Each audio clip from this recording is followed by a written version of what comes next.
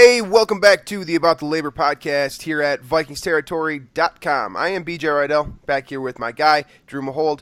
And today we've got some midweek analysis for you. There's a couple of topics out there that we want to discuss. Obviously, the Andrew Sendejo suspension, both whether or not we think the hit warranted that suspension, or as well as what this means for the team moving forward, what Anthony Harris can do in his spot. Then we'll talk a little bit about the coverage chart from last week and how it looks cumulatively so far this season, and finish up with some power ranking stuff as well as some conversation on Mike Zimmer's decision to have the team leave a day earlier than most teams do for London. So plenty on tap today, so let's jump right into this. But first, a word from our sponsor as always. Today, Shamrock's Irish Pub that's 995 West 7th Street, St. Paul, Minnesota 55102. Outstanding burgers in downtown St. Paul. They make a fantastic Juicy Lucy. Make sure to check out all of their different signature burgers. I know they got a Mike Floyd burger down there, and it's absolutely fantastic. So highly recommend Shamrock's. Make sure to check them out. That's 995 West 7th Street, St. Paul, Minnesota 55102. And just keep in mind that they shuttle to both Minnesota Wild games and Minnesota Vikings games. Perfect place to get your pregame on for sure. So let's move into some Viking stuff now. And we'll start with Andrew Sendejo, because I think that's kind of the most polarizing topic that in the NFL relative to the Vikings this week for sure. And the hit itself, I watched it from every angle available. I watched it on the All-22. I watched it on the broadcast angle. I watched, every slow-mo, whatever that showed up on Twitter. And I get it. I understand why he would be suspended for this hit. But there's been so much worse in the NFL. I'm okay. Let me reiterate. I'm okay with the suspension because it's definitely a big hit, and Mike Wallace is likely going to be out for next week. So I'm okay with Sendejo missing a game as well as a result, kind of an eye for an eye thing. But the hit itself, I don't know. I mean, if Wallace gets up, I'm not sure. No, yeah. If Wallace's helmet stays on and he, maybe he has to take a couple plays off or whatever. But if his helmet stays on and he comes back later in the game or whatever, he's definitely not suspended. It's just one of those things where the NFL responded to the image of the hit and the sight of a helmet popping off and flying 10 yards away from Wallace's body. That's really what's happening here. But I do think that looking at the way Sendejo has played in his career, he's been reckless very often. Yeah. It's been kind of a matter of time until he would hit somebody very dangerously, or he's hit Xavier Rhodes hard and knocked him out for a few games before.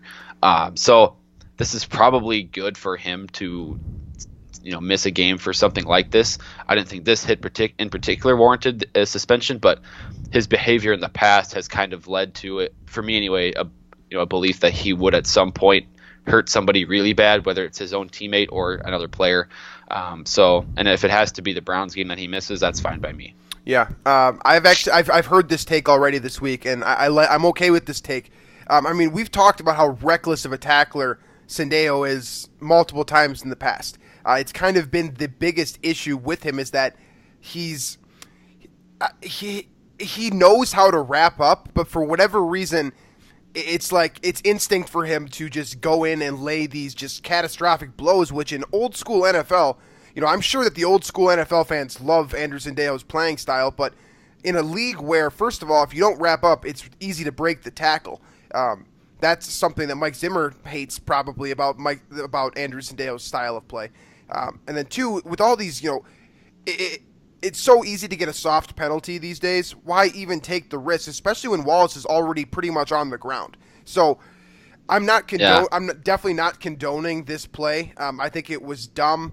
At the same time, I probably, I like the devil's advocate there is that Wallace was still fighting for yards and still on, above ground or not down yet. So doing what you can to pop the football out is to some degree fair game. That's what I'm saying here. This is basically old school NFL fans versus the kind of the health, CTE, all of that type, the advocates of all that type of stuff, trying to push for a safer NFL. That's kind of that's kind of what you're seeing here, clashing viewpoints. And honestly, I'm okay with the suspension. So I think that the point that you're raising here about how he could afford to miss a game, like lose a game check, if it means he's going to be kind of a more efficient, less reckless tackler and just kind of a less reckless football player for what it's worth. I'm okay with that. And like you said, if you're going to miss a game, the best game to miss is probably against Cleveland, especially based on the fact that they haven't been able to do anything offensively. And a safety's job, I mean, the thing I feel for with Andrew Sendejo here is that he's probably missing an opportunity to get an interception to add to his resume.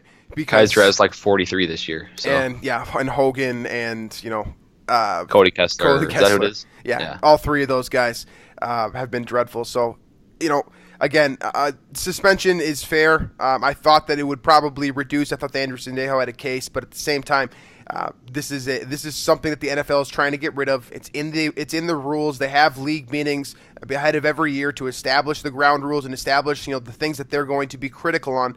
Andrew Sendejo is aware of all that, and he failed to follow that rule, and so for that reason he's being punished. And as long as it's the fair play across the board for everyone, I'm okay with that. That's how life is sometimes. So it'll definitely suck to have Andrew Sendejo out, but it is nice to see a younger player like Anthony Harris, a guy that in the past, I know I have said this before, I believe you probably have too. Anthony Harris is the type of guy that we've talked about being someone that could potentially replace Andrew Sendejo if he was able to add some bulk and become a more effective tackler.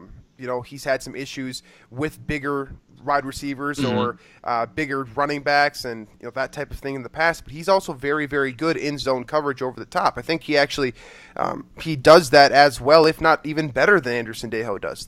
What you're losing here is the run stopping ability that Sendejo has been very good at this season.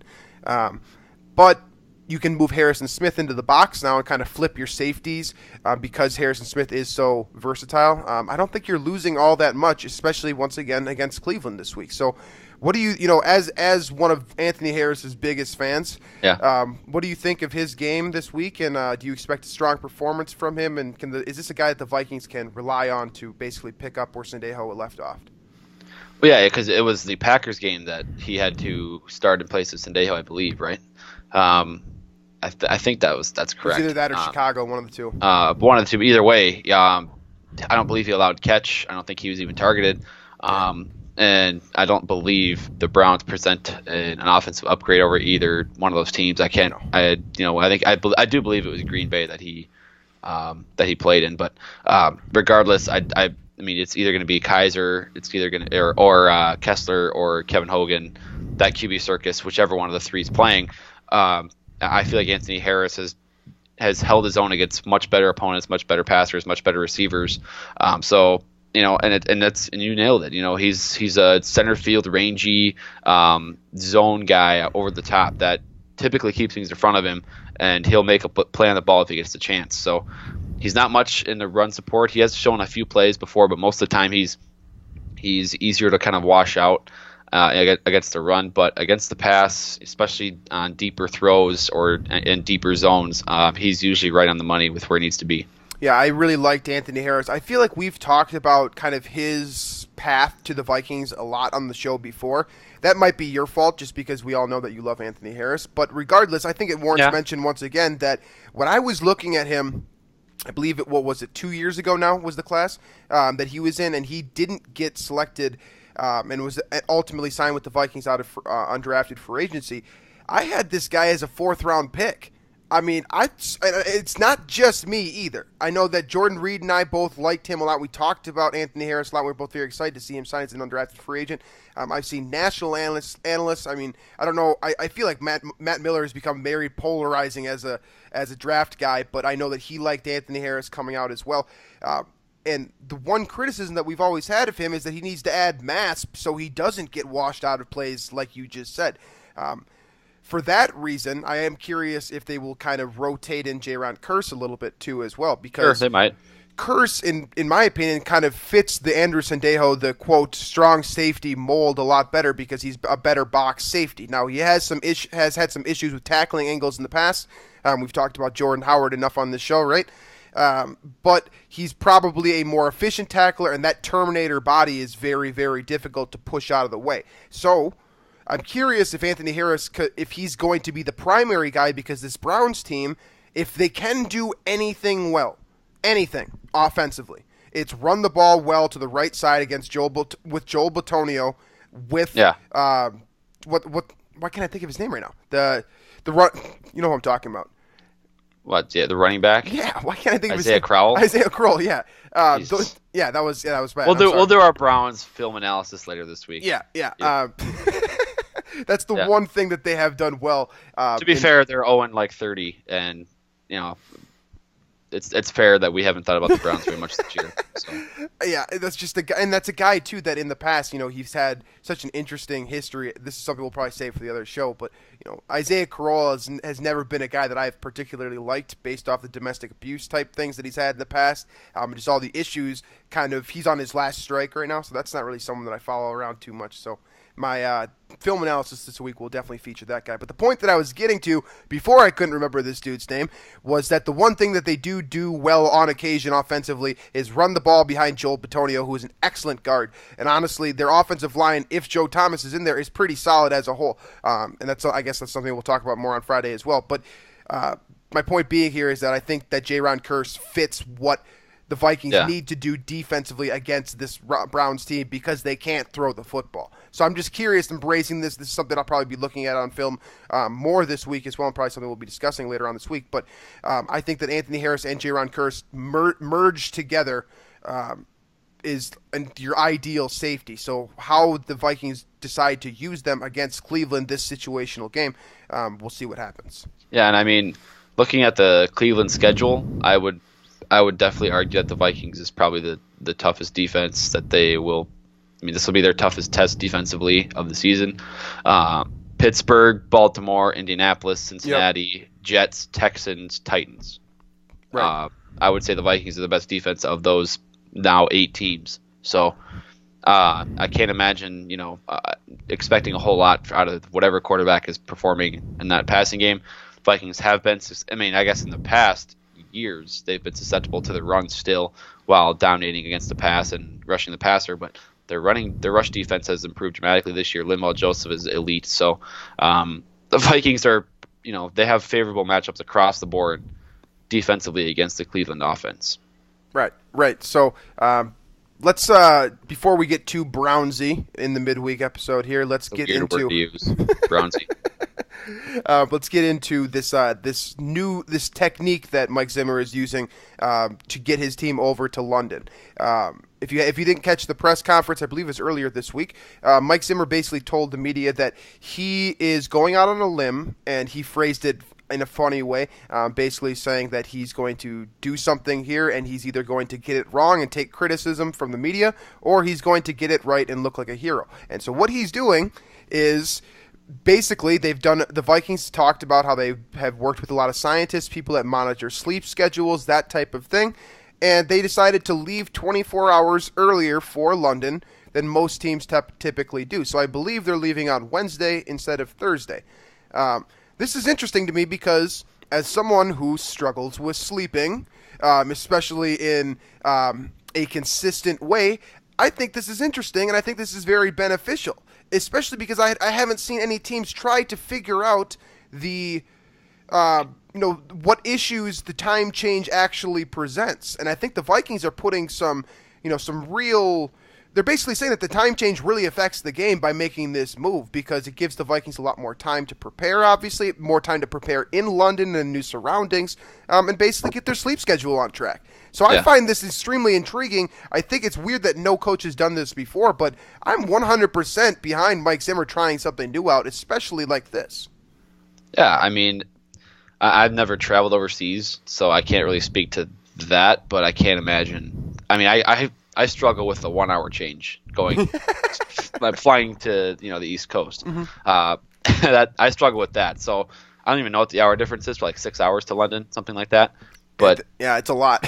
that type of change, I think it definitely takes days to actually get your body ready for that. So having more time, and I'm sure the research that they had, and they hired people to, crunch numbers and figure out what the best odds are for that type of thing. But basically, the Vikings are handling this as not just the Browns. They are handling this as a game in London where so many things go haywire, so many things are, not what we expect them to be in these London games. So I'm thinking Mike Zimmer is taking any precaution possible to avoid a trap game failure in London. I love that. I mean, we just talked about on the last show how Mike Zimmer, went out of his way to figure out what went wrong last season, and part of that is maybe he wasn't cautious enough about these type of trap games.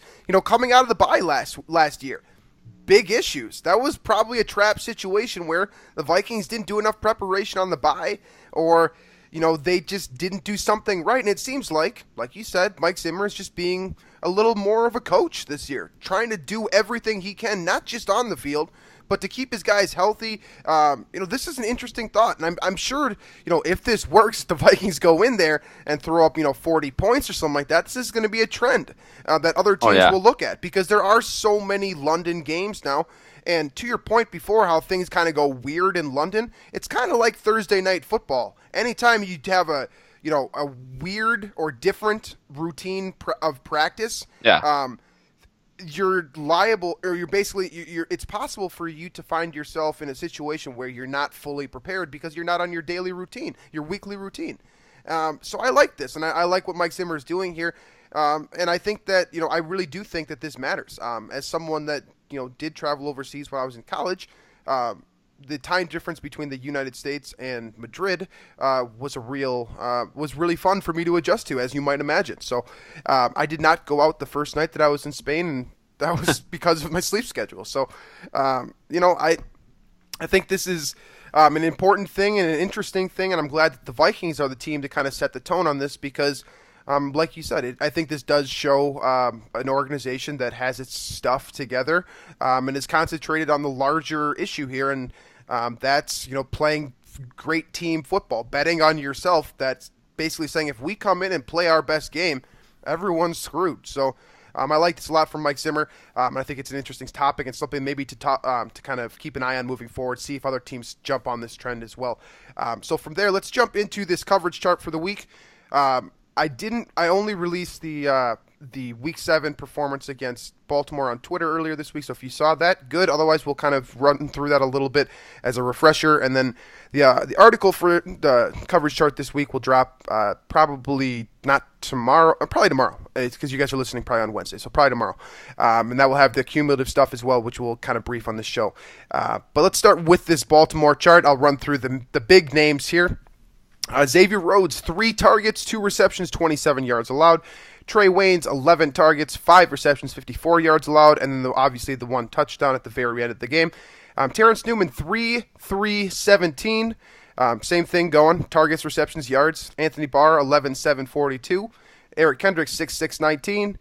Harrison Smith, 3-2-5. And honestly, what's funny about this is that it was actually, he allowed 1 reception for 9 yards and 1 reception for -4 yards. Then Andrew Sendejo finishes up here, 2 targets, 2 receptions, and 22 yards. Really the only damage that was done against the Vikings defense obviously came with no seconds left on the clock on a play that it probably doesn't matter. I didn't really account for it too much. Obviously you chart that data because it's part of the 60 minutes of play, but that's not something I was too worried about because the Vikings were in off coverage trying to run out the clock, and Trey Waynes just got turned around. So, what do you see from the chart, this data here, and what are you taking away from the types of performances that we saw from this Vikings secondary, and especially the linebackers? It looked like both Anthony Barr and Eric Kendricks had a heck of a game in coverage, keeping things in front of them. Yeah, it looks like Harrison Smith, his yards allowed per target is hilarious to me. Because I remember what's he had now for the season? 72 yards allowed and 22 targets. Mm-hmm. That's just over 3 per target.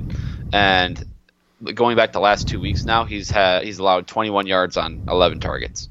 That's a very small number to me. At least it is a small number. So this defense is doing a very good job of keeping routes in front of them, and I guess allowing that check down pass if need be. They're not allowing the big play.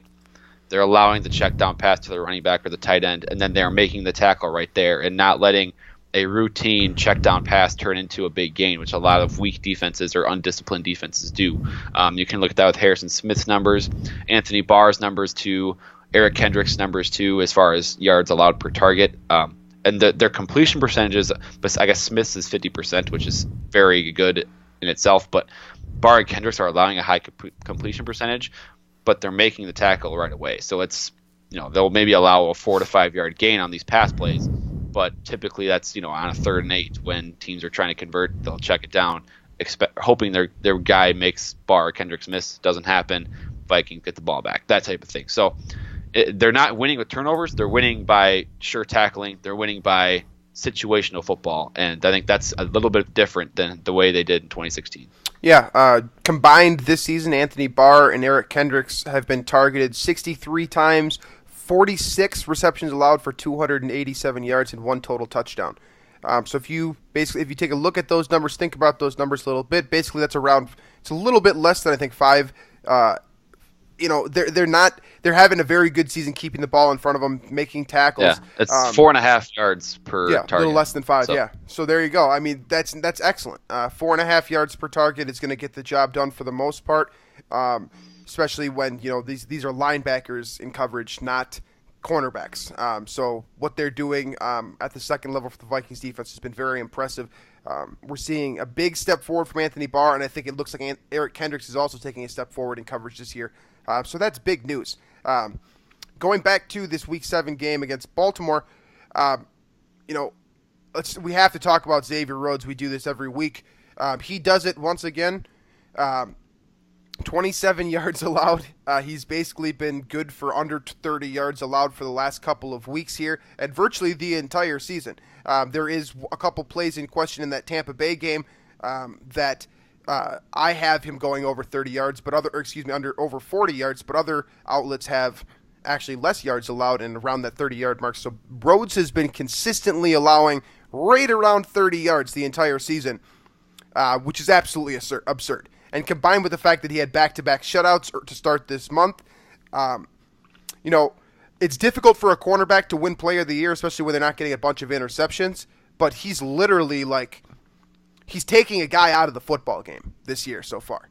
Literally, just one guy just isn't there anymore because of Xavier Rhodes. So, we talked about Harrison Smith entering that conversation. Everson Griffin definitely deserves to be in there. I think that there's a case for Linval Joseph, honestly, at this point. But Xavier Rhodes definitely deserves, deserves to be in there a lot more than people think, just because, people love interceptions with cornerbacks. I love interceptions with cornerbacks, but it's honestly, would you rather not have the guy get targeted at all or gamble that you might get an interception if they target you 10 times? I'm going to take the guy that shuts down the field completely and just literally keeps targets completely away from him every time. So Rhodes' numbers are extremely impressive. He's an elite cornerback. I think that he has risen to that number 1 spot, in my opinion. He's right there with Patrick Peterson. There's arguments for a lot of other players as well, but as a guy that I have tracked literally since he got into this league, and have basically been stalking him on film, I love the progression of Xavier Rhodes, and I'm very comfortable saying that he is the best cornerback I have personally watched in the Vikings uniform. That includes Antoine Winfield, and I'm really excited to see what type of how the rest of this contract plays out for him. Hopefully, this guy's a career Viking because he's absolutely phenomenal. Yeah, his passer rating. I'm having some fun here on the passer rating calculator on Pro Football Reference. 47.06 is the passer rating he's allowing right now, which that is slightly better than throwing an incomplete pass every single play. Which is what, 39? Is it 39 on? Yeah, 39.6 I believe is throwing, literally spiking the ball. So that's that just shows right there how phenomenal he's been, and really what he is allowing is if he does allow a catch, it's generally for a small amount of yardage. It's what he's doing is phenomenal. He's locking. At the beginning of the year, he was locking down true number 1 receivers.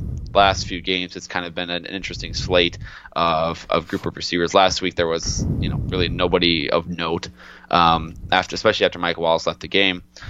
Devontae Adams, had a touchdown from the slot, not against Rhodes, I believe, in that Packers game, but for the most part, he shut down Adams in that game until the very end and garbage time. So, I mean, he locks down half the field, and that obviously makes things a lot easier for the rest of the team. Trey Waynes gets targeted obviously a lot more, and he's going to give up plays because of that. But his passer rating here is only 86.02 passer rating allowed. So it's not like he's been a garbage.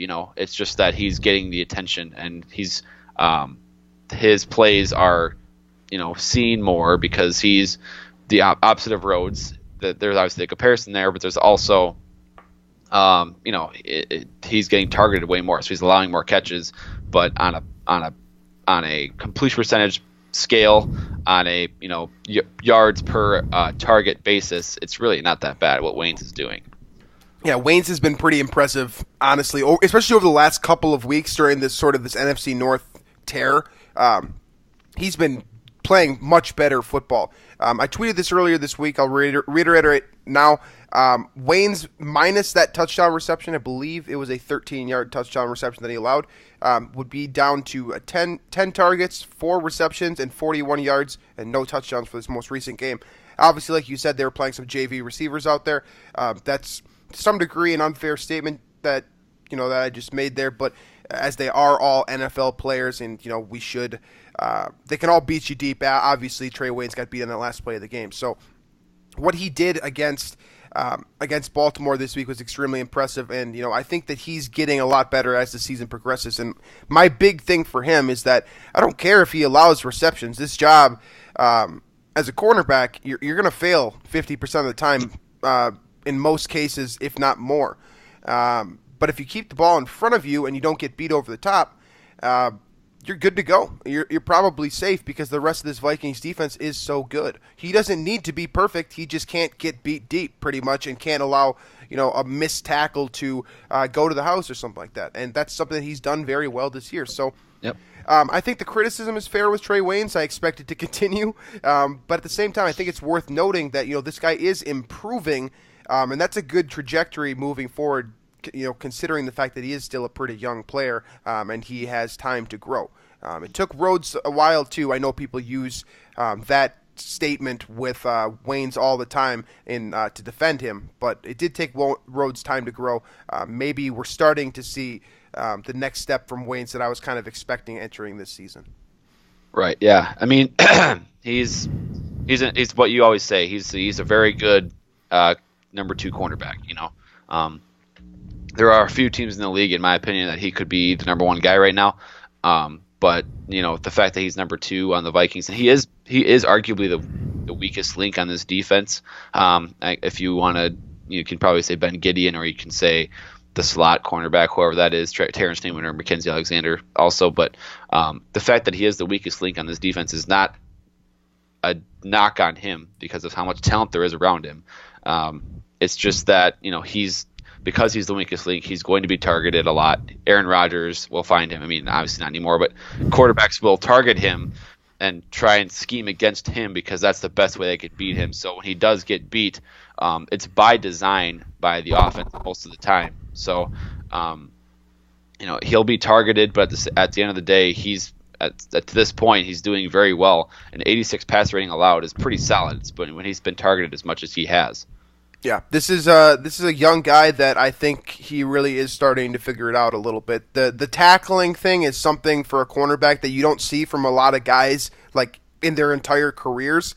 He's one of the best tackling cornerbacks in the NFL as far as I'm concerned. From what I've seen on other teams, he tackles as good as anyone. So that's a big thing for him. The coverage is still erratic.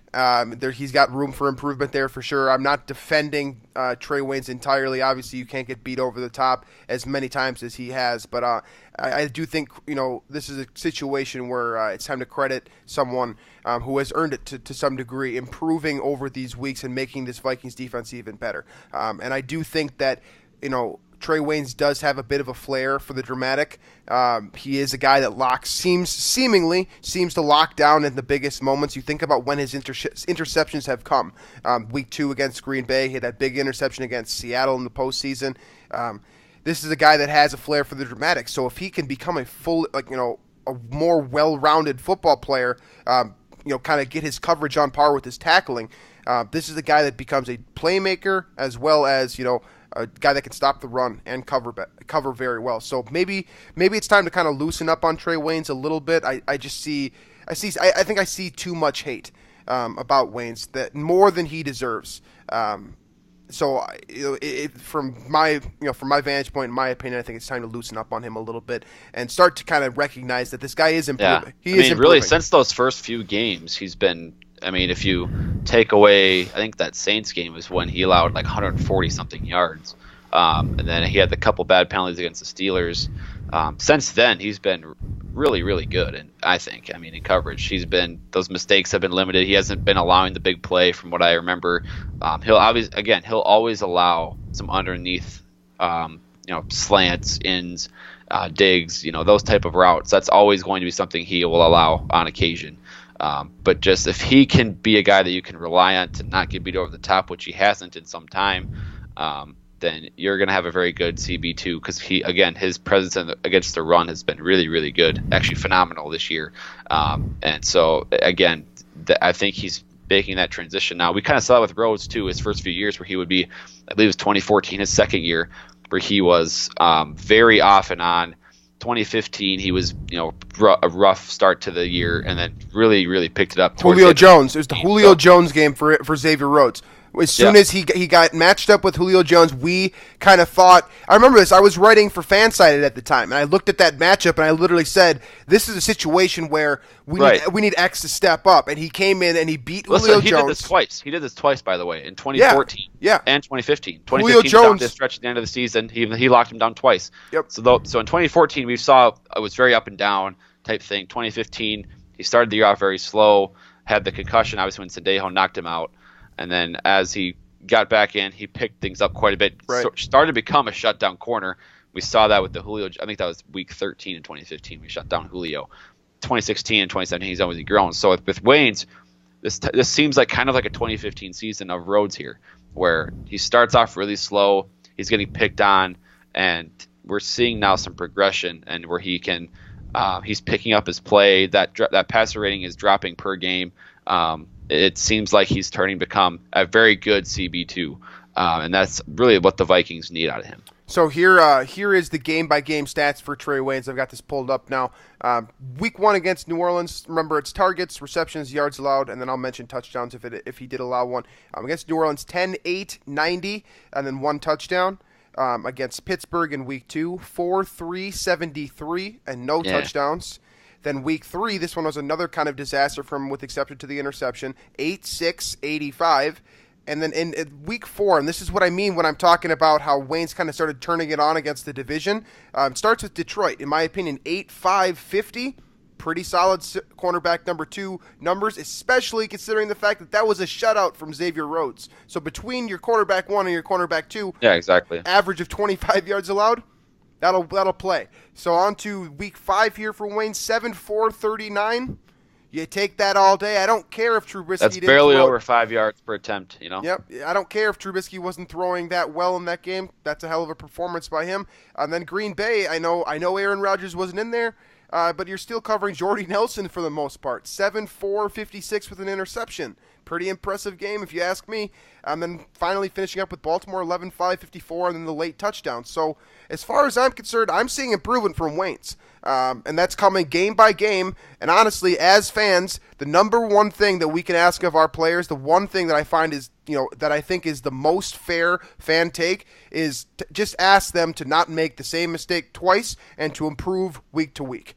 As fans, I think that's the most fair thing we can ask of them, and that's what Waynes is doing, in my opinion. So I'll reiterate this one more time. Maybe it's time to loosen up on him a little bit, because he is improving and he is hearing your tweets, because he's getting better as a football player.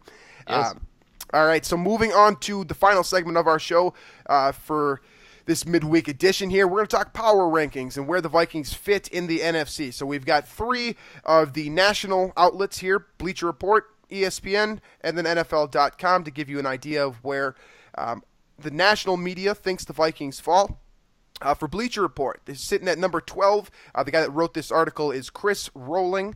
So if you want to badmouth him on Twitter, no, I'm just kidding. Don't do that. I'm just giving him the credit where credit is due, or the not credit. For ESPN, I believe this is 8. Yeah, Vikings are ranked eighth on ESPN, and then number 7 for Elliot Harrison on NFL.com. So overall, it seems like 2 of these guys obviously believe the Vikings are a top 10 team. On BR, they think this is a top 15 team, borderline top 10 team.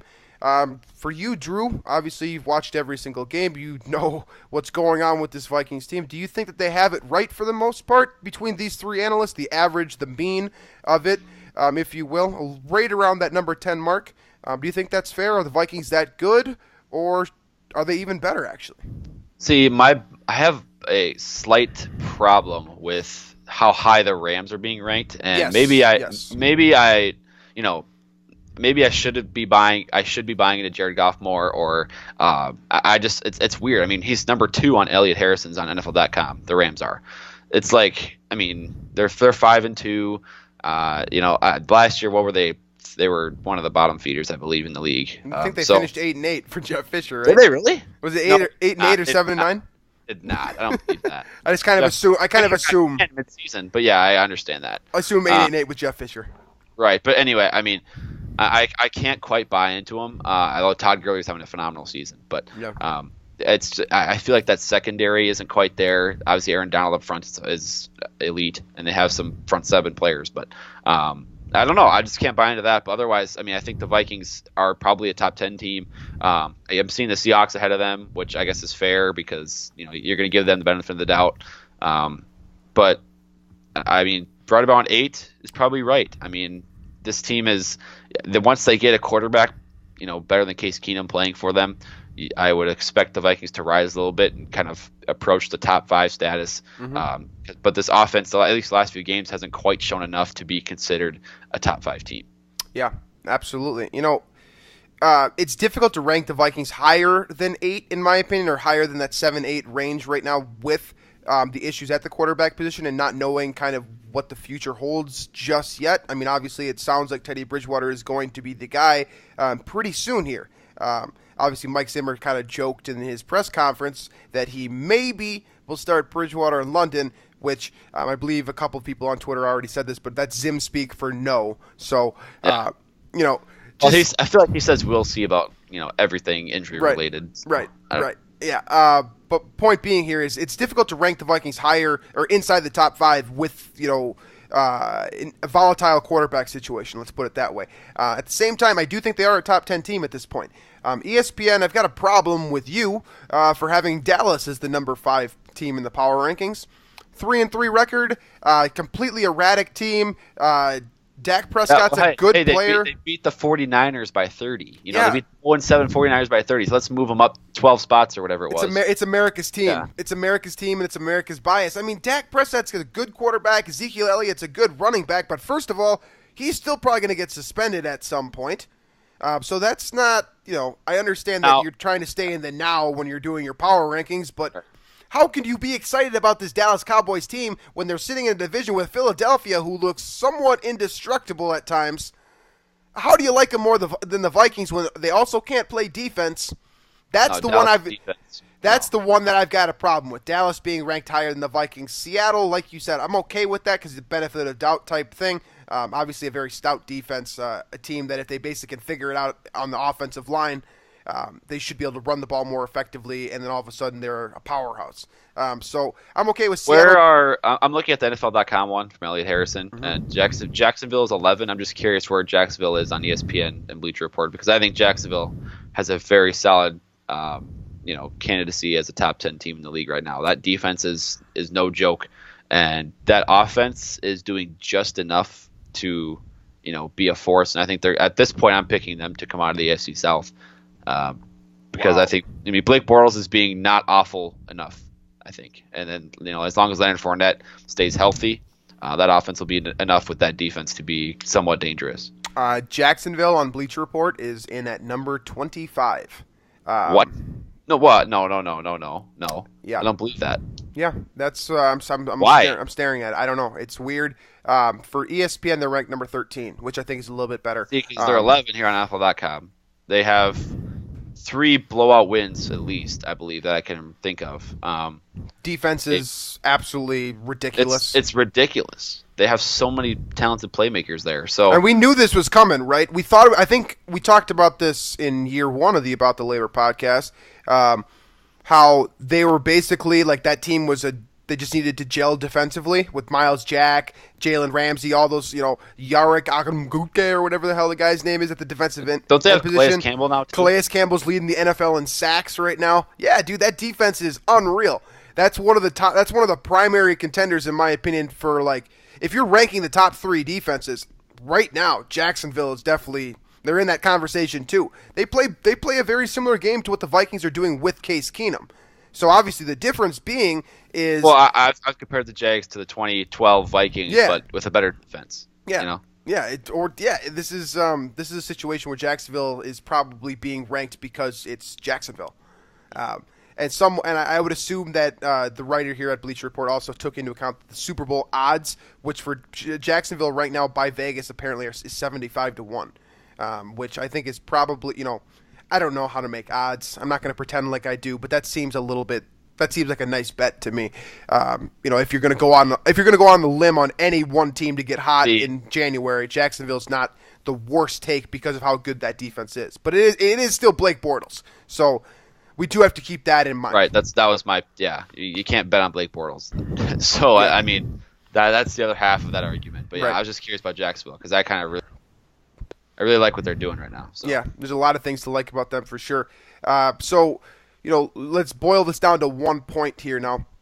Looking at the teams that are in the top 5, that are in the top 10 here, where do you see the Vikings ranking, in your opinion, at 5-2 through 7 weeks? Obviously, power rankings are something that change on a week-to-week basis. So living in the now, what do you think about the Vikings team? I mean, I'm going to stick with like an 8th, probably number 8. I'm going to try and boil this down to which teams I believe are ahead of them. But I'd say Philly's got to be 1 right now. Just because, I mean, you have to give them the benefit of the doubt regardless of their opponents, their schedule, and the teams that, I mean, the one team they did lose to was Kansas City, which is a good team. But I'd probably put them number 1. I'd probably put New England number 2, just because they're the Patriots, and while they did have a couple of rough games to start, I still like their odds to be the best AFC team moving forward. And Tom Brady's still Tom Brady, and that defense will eventually figure it out because it's Bill Belichick. So New England 2, I'll stick with. I guess I'll stick with Kansas City 3. I don't like doing that though. St. Louis or Los Angeles Rams can go after them, followed by Seattle, and then Pittsburgh, and then probably Minnesota in there too. I'd probably go Minnesota right there because, I mean, looking immediately after that, you have, the Bills, the Saints. I don't trust either of those teams. The Redskins, the Cowboys, Houston. So I think whatever. I think I had the Vikings there number 7. I think I'll stick with number 7 there. Yeah, I'm actually really okay with that. I believe if I'm counting this correctly, I have them at number 7 as well. New England, I'm going to go with at number 1. Part of that is just because I trust them more because Tom Brady is their quarterback, not Carson Wentz. I think Carson Wentz has been phenomenal. Love the kid. Hope the story continues because, it's really fun for me because that's a guy that I obviously talked to when, he was a young guy. So I root for Carson Wentz, but I want to see it happen. Like Tom Brady's been doing this for decades, Right. So I'm going to rank New England number 1, Philly number 2, a very good number 2. I also want to see how the Jason Peters injury impacts this team. So they're number 2. I'm going to say Kansas City number 3. I love what they're doing on all, every phase of the ball right now. They are on a 2-game losing streak, and we talked about how they might be a candidate to be like the next 5-0 team. But they're so talented that I'm going to stick with number 3 and kind of believe in what they're working with and think that Andy Reid can turn this thing back around and get them, steering more towards the Super Bowl once again. After that. Right there, after the number 3 slot is when it gets interesting to me because Pittsburgh has been Pittsburgh. Vikings obviously lost to the Steelers, so I can't rank the Vikings ahead of the Steelers at this point. But then you also look at some of these other teams, like Dallas is up in this top 10. I don't think Dallas is No, they're not. I don't think they're a top 10 team right now. Seattle's a good team. I'm going to rank them ahead of the Vikings. I'll go with Pittsburgh at number. No, I'm going to go with Los Angeles. I'm going to go with the Rams at number 4. Again, I love Sean McVay. Kind of have a man crush on him. We'll put them at number 4. I'll put the Seahawks at number 5, and the Steelers at number 6, and then right after that, the Vikings at number 7. I think that is fair. I think that there's obviously debate with a couple of teams right below them. Deshaun Watson has been incredible for Houston. I like what they're doing. I like what Oakland is doing now with Derek Carr coming back. And then obviously Atlanta, I'm not going to count them out completely after just a couple of poor performances here. Then you mentioned Miami. Miami is 4-2. I can't believe in Miami the way. Like, I can't either, but I mean, I don't know how they keep winning these games. Yeah, I don't hate their team, and I don't hate the way they're winning. They're winning ugly too, but I need to see consistency, and they're just too up and down for me to rank anywhere close to the top 10 right now. Detroit, in my opinion, probably is a lot closer to the top 10 than I'm giving credit to. I'd probably put them right around the number 10 spot. New Orleans has actually impressed me a lot too. I would probably rank New Orleans over Dallas right now. I mean, they've been more consistent. So I don't know what ESPN's doing with Dallas. I think it's just a national media thing. But overall, Vikings, number 7 overall team for me, number 7 overall team for Drew. 5-2, not good enough for some of you guys. I still see a lot of Vikings saying, we're not that good yet, like all that stuff. But it's fair because the schedule the last few weeks has been pretty easy. I get that, and I really like the opinion of well, now they have to go on the road now, and they're going to be playing most of the rest of their schedule on the road against some tough opponents. I'm okay with all that work, all the reasoning there, but in the moment here, your team's 5-2. Some of you guys enjoy it. That's what being. They're the number 2 team in the NFC, number 2 seed. So yeah, that's what I'm saying. The best part about being a fan is getting to bask in your glory, right? When your team's actually winning, that's why you buy that jersey so that you can go out and flaunt it when you're at the bar on Sunday or whatever it is. Be happy. That's all I'm saying. It's just smile once in a while about this team. Probably talking to the wrong people about being happy. That's probably talking to the wrong people. That's possibly true. Working theory, we'll put it that way. Okay, so that's the end of the show for today. I believe we didn't get anything else on Twitter or anything like that, so if you guys have any takes for us on the next show, make sure to fire those off at us. We have been very piss poor about letting you know when the show is being recorded and when we're accepting takes, so we apologize for that. But you can always fire those off to us at any point. That's at Vikings ATL Pod. As for the rest of this stuff, make sure to keep an eye out for my coverage chart analysis article that'll be dropping at some point on Vikings Territory. I believe that'll be on Thursday. And then everything else on Vikings Territory as well. I know Sam Newman put up an outstanding article. Austin will probably do a Belial's Burning Takes later on this week, and that'll be phenomenal as always. So, VikingsTerritory.com, iTunes, Stitcher. Make sure to hit the subscribe button on YouTube. We're finally over 500 subscribers. Kudos to Brett and his work on the VT Roundtable for that. And yeah, so we will catch you guys later on this week for a full preview of the Cleveland Browns. And I know I said earlier this week that we weren't going to do a pregame show on Sunday because I was not going to get up early. But the higher-ups have spoken, and they would like us to record a show this week. And the easiest thing for our schedules is to do one at about 8 a.m. on Sunday. So for those of you that are awake, the About the Labor pregame show will be... We'll try to be awake for it. It's the Sunday morning after, Saturday before Halloween. So we'll see how that goes. We're gonna show up. We're gonna be there. I just don't know what we're gonna look like after Halloween Saturday. So hopefully we'll see you guys on Sunday. Obviously excited for this football game against the Cleveland Browns. Should be a good one. So keep an eye out for the About the Labor podcast on Friday and then the pregame show on Sunday, and we will catch you guys later on this week.